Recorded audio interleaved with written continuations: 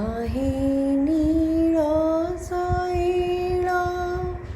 प्रबळ मत मरण मुआरत नलिनी बन कुकर दळन आहे नीरसैला. Namaskar. Hello everyone. I am Devotee and I'm back again with yet another engrossing tale of Lord Jagannath. This time the story is about a great bhakta or devotee of Lord Jagannath. The lines that I sung just now are from his famous bhajan Ahe Nirasaila. It was written and composed by 17th century poet and great devotee of Lord Jagannath. There are basically two reasons of choosing this story. One, Bhakta Salabega, whose story I am going to narrate, was a Muslim by birth, but yet he was one of the greatest devotee of Lord Jagannath, who is believed to be a Hindu god, and only Hindus are allowed in his temple premises. And the second reason was the Lord does not see religion, caste, creed, skin color, nothing. All he wants from his devotee is pure love and devotion. That's it. So let's hear this story of the great Bhakta Salabega. Bhakta Salabega was born to a Muslim father and a Brahmin mother. Unlike any other son, he too followed his father's step and joined Mughal army. He was a Subedar in Jahangir's army. It is said that because of some incident, he incurred grave injuries and he was not able to recover from that. No amount of treatments, medicines, prayers, nothing worked for him actually.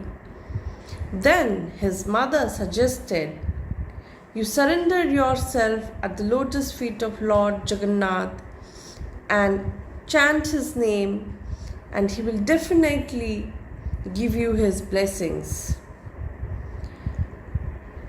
Bhakta Salabega was helpless and he was too much in pain, so he did not have any other option but to chant Lord's name with full devotion and out of love.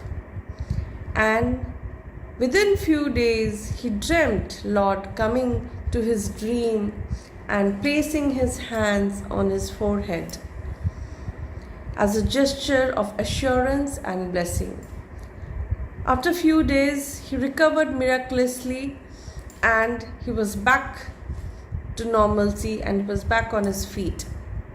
This incident moved him to the core, so much so that he also shifted his base to Puri. He took a small house, a rented house near the temple, and dedicated his entire life writing bhajans, poems, songs in praise of Lord.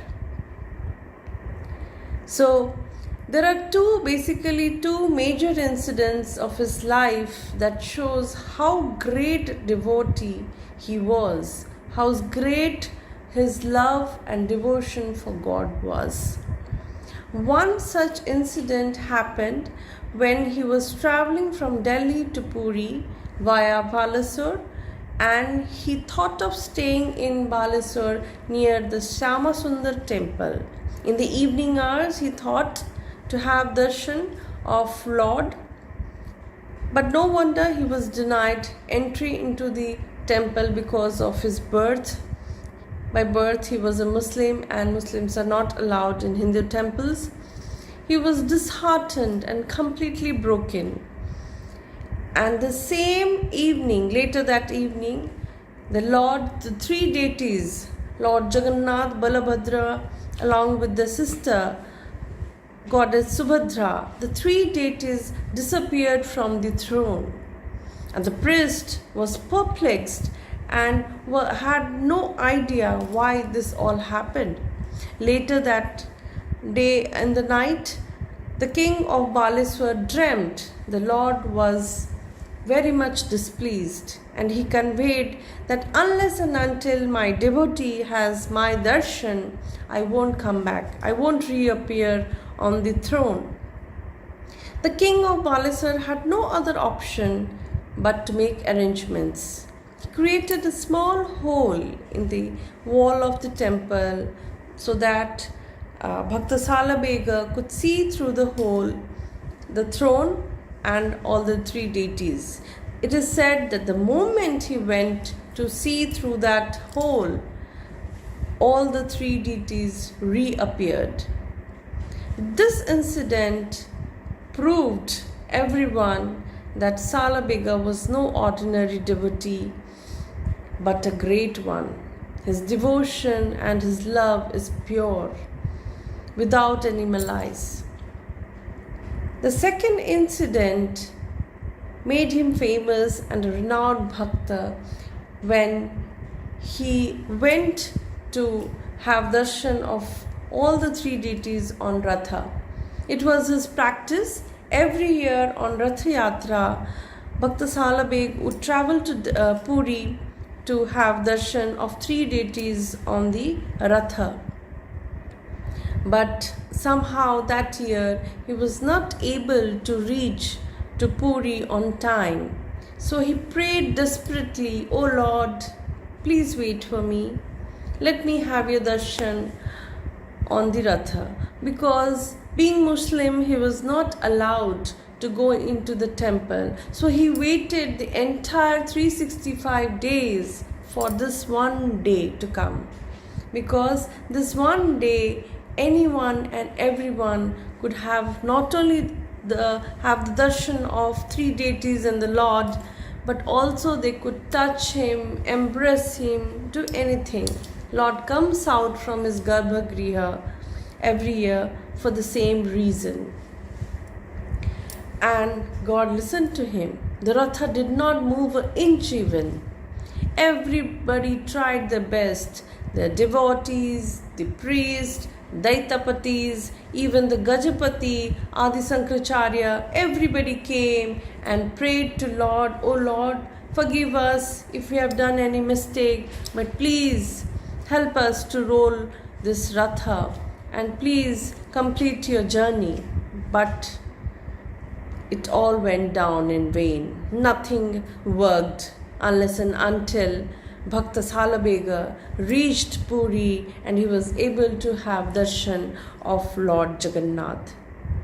And that very moment, everybody knew his presence and everybody chanted Lord's name along with his.